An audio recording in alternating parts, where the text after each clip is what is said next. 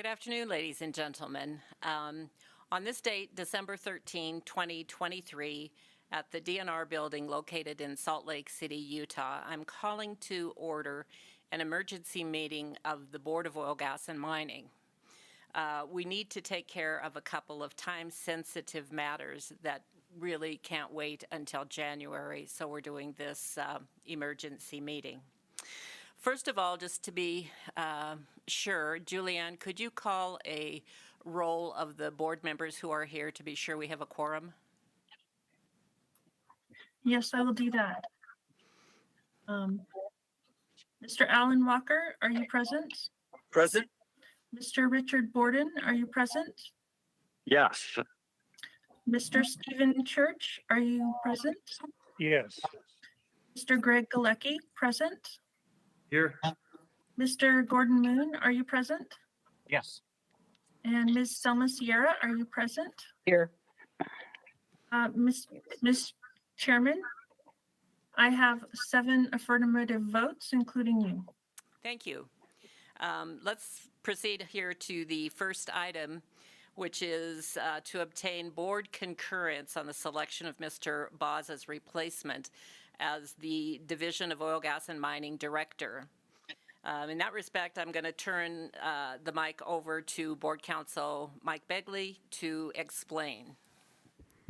Good afternoon, board members. Thank you so much for your time and on such short notice. We had a full board. That's really, you guys deserve a round of applause. There's no one in this building, which is unusual. We're seeing you all virtually. This is a virtual meeting. And the time-sensitive nature that we have is that the DNR executive team and Director Joel Ferry, including consultation with the governor's office, has made a decision with respect to Mr. Boz's replacement, who will be then now the new director of the Division of Oil, Gas, and Mining. And per statute within our code, the board is to issue a concurrence with that determination. And within that is that you will be seeing or hearing today from Nathan Schwabach some background information, and I believe the candidate under consideration is also online. And what we thought we would do is Mr. Schwabach will give you kind of a brief background, how we got here, and then Ms. Garrison will call a roll call vote for the board to concur with the decision that has been already made by the DNR director and the governor's office. So with that, Nathan, would you mind providing the background? Thank you, Mike. Madam Chair, members of the board, thanks for indulging us here today and letting us join you. As a little background, for the past couple months, we've done an extensive and exhaustive search and recruitment process to identify the most qualified candidate to replace Mr. Boza, who faithfully and proactively served as director of the division for 18 years. I'm grateful for Levon for your participation on this committee as we went through this process.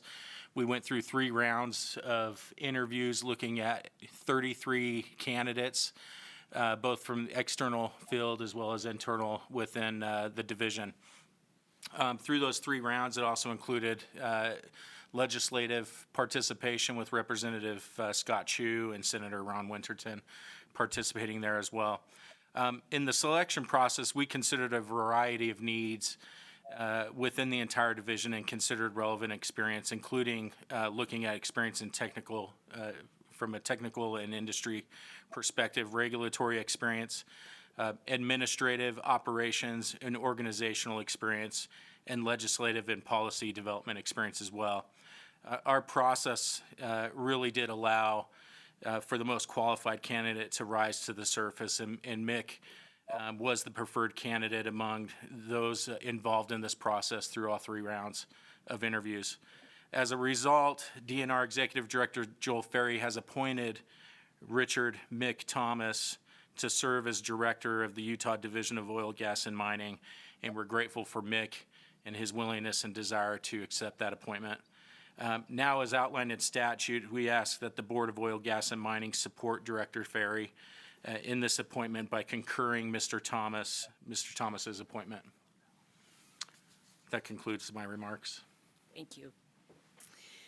At this point, I will entertain a motion from the board to formally concur with the decision of the Executive Director of DNR to appoint Richard Mick Thomas as the new Director of the Division of Oil, Gas, and Mining. Do I have a motion I so move. and a second? I will second that. Thank you. It's been moved and seconded. Julianne, could you do a roll call vote, please? Yes. Ms. Levon Garrison, Chairwoman, how do you vote? Yes. Mr. Alan Walker, Vice Chairman, how do you vote? Yes. Mr. Richard Borden, how do you vote?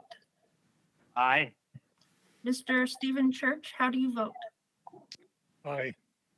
Mr. Greg Galecki, how do you vote? Yes. Mr. Gordon Moon, how do you vote? Yes. Ms. Selma Sierra, how do you vote? Yes. Thank you, Ms. Chairman. I have 7 affirmative votes. Thank you, Julianne. We have a unanimous vote for concurrence for Mr. Thomas. Before we let you go, Mr. Thomas, would you like to make just a few words about this appointment and your coming to Salt Lake? Thank you very much. Can you all hear me okay? Yes. Very good. I don't want to take too much of your time, but I will say that I'm humbled sincerely by this opportunity and the support that I've received from you just now, as well as Executive Director Ferry. I look forward to it. I will be transitioning over from currently with the Idaho Department of Lands, where I fill a similar role as the administrator of oil and gas, navigable waterways and mining, to hit the ground running on January 8th. For those of you who haven't met me and don't know me yet, I want to tell you something just briefly. I'm a big fan of collaboration, and I'm a collaborative leader with my staff and with the commission. My plan early is to reach out to each of you, hear your thoughts, see where you want this to go, what sort of goals you're looking for in the future that you can, hopefully work with me and the department on, to continue, honestly, the trend that I've seen over the years watching Utah of a very proactive and energized state and active workforce, managing the oil and gas and mining industry. I have admired as an IOGCC member, Interstate Oil and Gas Compact Commission member, how Utah has been really ahead of the curve on many things. You guys are setting some really solid, positive trends. And again, it's positive and it's humbling to be appointed. Thank you very much. I'm happy to answer any questions you have too. Even after this meeting, I'll definitely get my contact information out to you. You can text or call or email, and I look forward to talking to any of you moving forward. Thanks, Mick. And as an aside, I'm going to apologize to you ahead of time because when I type your name in my texts and emails, many times the I and the U are right next to each other, and your name comes out Muck. So this is apologizing to you ahead of time. Levon, that's actually hilarious. My wife's best friend, okay, this is just Mick. That happened to her in a text maybe 20 years ago, and she said, "How is Muck?" And her name is Connie, and she's a dear friend of us. She's like, "Happy birthday, Muck." Right? You enjoy Christmas, Muck. It's so it's endearing. Oh. It makes me feel one already. Thank you. And she'll get a kick out of hearing that story. Well, we'll be excited to have you on board here, and I'm sure everybody's looking forward to meeting you in person. So thank you very much. You're welcome to stay for item number 2 if you want, or move on. I think that concludes the concurrence vote. Okay. We are going to move on to item number 2, which is a vote on approval of Kennecott's second round of financial assurances. This is a vote to approve financial surety for reclamation in the form of a letter of credit with Kennecott. Board Council has circulated an approved draft for board consideration. And I guess I would like to know if there are any questions. This is in an amount that is yet to be determined. So, but as to form, are there any questions? Yeah, this is Al. And the form I have has the expiration date blank. Right. Do we have a somewhere that that's going to? Mike, do you want to answer that? Good afternoon, Al. Good question. I think that this is just a draft, so there's obviously some of the material terms still need to be inserted. And as Levon has explained, I think that we're still working in a process with and the Division of Oil, Gas, and Mining is still trying to come up with a final sum certain. So it's basically, and just to give you a little bit of background with the permission of the board chair,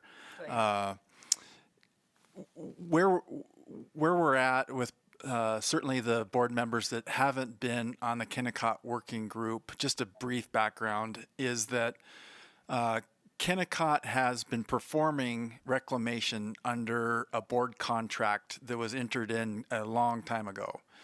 And that board contract is some sort of financial assurance. It's not in the best interest of the state for us to continue under that board contract.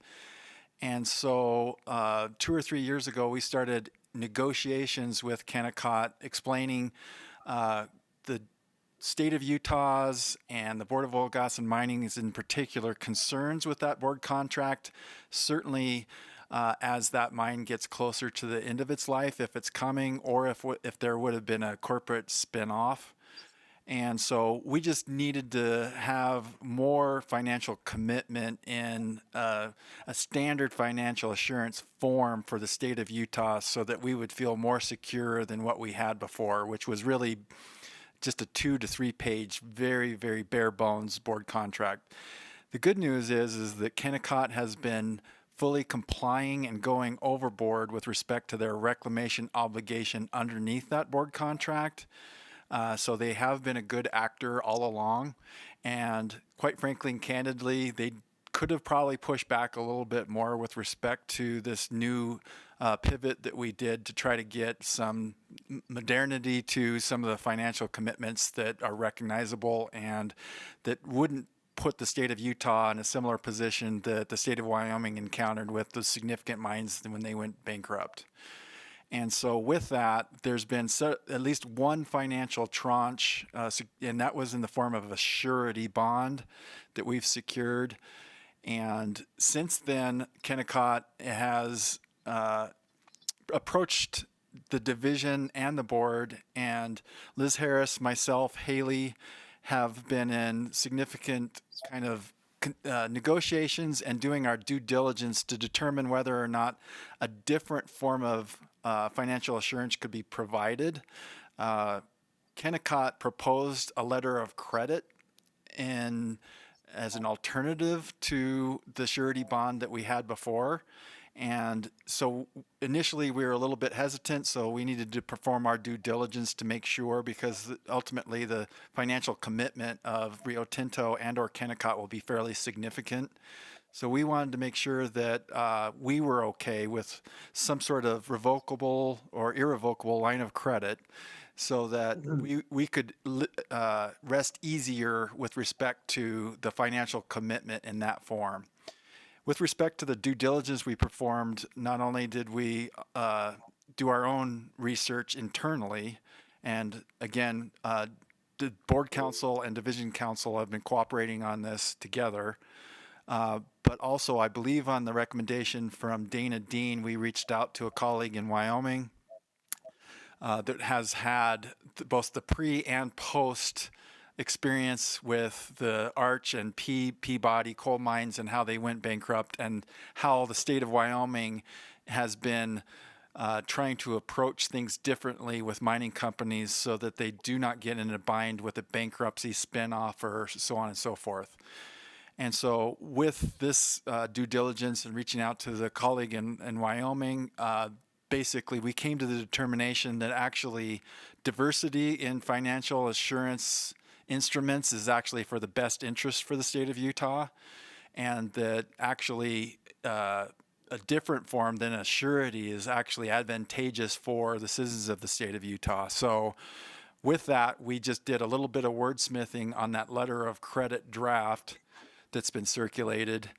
And so with all that background, I did leave out at least a critical point here, is that there has been a board working group working on this issue for some time. As you know, that the board's committed to a lot of different rulemakings. We cannot have a quorum in a working group, so there have been 3 members. Those have rotated because this issue's been kind of prolonged, but with Dana Dean's commitment to actually pay some compensation for Mr. Chris Hansen, we've been able to secure his attendance on that working group. And so the current working group had a meeting with the Kennecott team and the division yesterday with respect to where we're at, where we're going. There's been some new faces, and just making sure that we're going to kind of be pursuing what we need to with respect to ultimately rescinding the board contract and making sure that this letter of credit's something the state would want. And we had a really positive meeting with Kennecott yesterday, and stemming from that, because we were having this meeting already, and because it's in need of moving forward, if we want to accomplish a goal of potentially rescinding the board contract at the end of this next coming year, we thought we would put this on the agenda so that at least the form of that financial assurance could be reviewed by the board and approved by the board, even though there's not a sum certain placed in there. I think that potentially we'll have more discussions for that amount, and potentially we could add that in January so that maybe we could either deliberate or maybe go into closed session if that's possible. But for purposes today, all we need is for the board to vote that a letter of credit in the form that was circulated to you is acceptable to the board moving forward. And it's board counsel's recommendation that that is an acceptable form. It's been fully vetted, and it's acceptable to not only legal counsel for the board, but legal counsel for the division and legal counsel for Kennecott. That's all I have. Can I add this one is comment? Oh, go ahead. Yeah, so this is Selma. I was at the meeting yesterday, and I just wanted to add a couple of comments. I think Chris and the staff, legal staff, the staff at OGM have done a great job in terms of keeping this issue on track, and even more so now. And I think that through this step, it's critical in terms of demonstrating the commitment that Kennecott has, as well as preserving and protecting the state's interests with this financial tool. And I think moving forward, this is an important step as we look forward to the replacement of the board contract and the timeline. There was a timeline requested for the next step to keep us on track with what the next steps are. So I think they've done a great job in terms of protecting the state's financial interest, as well as the commitment from Kennecott. And so I think this aligns perfectly, and it's an important step to demonstrate that we are looking after the financial interests of the state, as well as moving forward with the process for getting the replacement for the contract in place, and making sure that everything is set in motion. Thank you. Any other comments? Yes, this is Rich Borden. I think I want to state on the record that given my long and ongoing work relationship with Rio Tinto and Kennecott, I should recuse myself from these discussions and also vote on this if Mr. Begley agrees. So, Madam Chair, if may I respond? Yes. Thank you, Mr. Borden. I understand and appreciate exactly your comment. I think it was okay for you to be present with the deliberations, but I do concur that he probably should abstain from voting based on his relationship. Okay, we'll note that. This is a move that has been coming for many, many years, and we've got some momentum going now that we would like to maintain and see if we can, I mean, we're still probably months from a final, but this will come back to you certainly in final form when the dollar amounts are filled in and stuff. All we need to know right now is form. Any other comments? I have a question, Madam Chair, on the form letter. There's an amount not to exceed a certain amount in the form letter. Are we going to have a specific number then as the maximum number in the future that we'll be needing to vote on? I'm going to defer to Mr. Begley. Thank you, Mr. Church. Excellent question. The ultimate reclamation amount is in current state of being vetted, and I think there's still some negotiations. Obviously, because we don't know what the ultimate revisions to the permit area and how that bonding and all that calculus comes into play. That's why we just do not know at this juncture. But to your point, where Kennecott has agreed to do is basically 3 financial tranches. And so the first one was significant, and this second tranche with the letter of credit will also be significant, but there will also then be another amount that will also, and we just don't know, at least the board and board council do not know the form of that financial commitment, how that will come into play. But yes, there will be another third tranche of reclamation amount. We just don't know that number yet or the form. Thank you. Are there any other questions? Julianne, could you please call go ahead. Yeah, so if we approve this form, we're still get another opportunity to approve the final form at some time in the future. Yes. I can't hear Mr. Galecki. That was Al right there. Alan, can if it's permission with the Madam Chair, I'm going to confer and consult with the Division Council and respond appropriately to that question. Okay.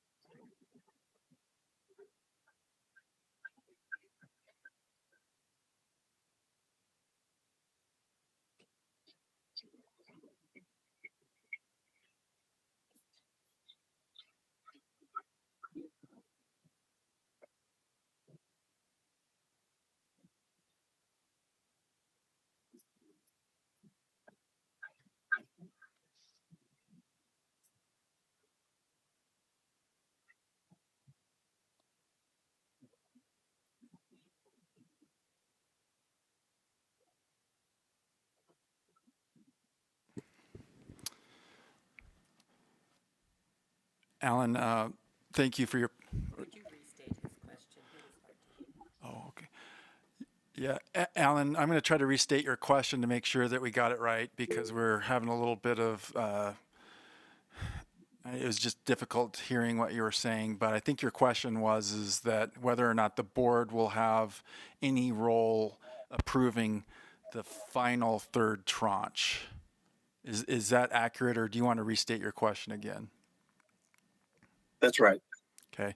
That's a good question, Alan. And after consulting with Liz Harris, counsel for the division, that third amount will probably be likely a sum certain set by whatever the final negotiations the division has for whatever their reclamation bond calculus is when they finally do the permit modification and the boundary of the permit area. And so that will be a sum certain based on the calculations of what the division is once we get that modification of the permit area in place, if that makes some sense. So ultimately, the board will be aware of what that commitment will be. It's just that whether or not you need to approve that is probably well within just the division doing just their normal business and doing their own bond calculations on that amount. You very well might be called in to make sure that you're approving of what that financial instrument is, though, if that makes some sense. It does. Do we have any other questions? Yes, Madam Chair. I guess this is more of a bonding question more than the vehicle question. But, I assume the bond, as years go by, the bond is reviewed through the regular staff evaluation of it. Yes. If the bond increases, I assume the vehicles will change or just the amounts change? Yes. Yes. Okay.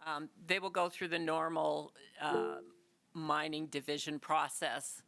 And I think it's a 5-year review of all the bonds, so they will be corrected at that point. Okay. And just to follow up on that, Greg, that's a very excellent question, because part of the long-term commitment that the state is concerned with is going to be, obviously water treatment, water management. And so that question actually came up yesterday in our meeting with Kennecott, and Mr. Hansen was there to state exactly what you just said, because that water management piece could be, a long time. So that's where that 5-year really matters. And so great question, and you're exactly right. Questions? Anybody more questions? Hearing none, can we have Julianne please do a roll call?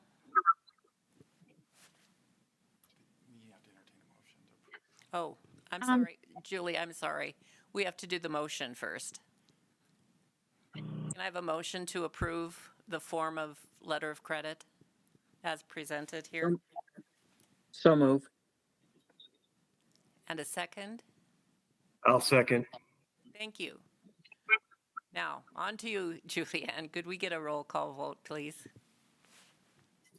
Ms. Levon Garrison, Chairman, how do you vote? Yes. Mr. Alan Walker, Vice Chairman, how do you vote? Yes. Mr. Richard Borden, how do you vote? I will not be voting. Oh, that's right. I apologize. Mr. Stephen Church, how do you vote? Yes. Mr. Gordon Moon, how do you vote? Yes. Mr. Greg Galecki, how do you vote? Yes. Ms. Selma Sierra, how do you vote? Yes. Ms. Chairwoman, I have 6 affirmative votes with 1 recused.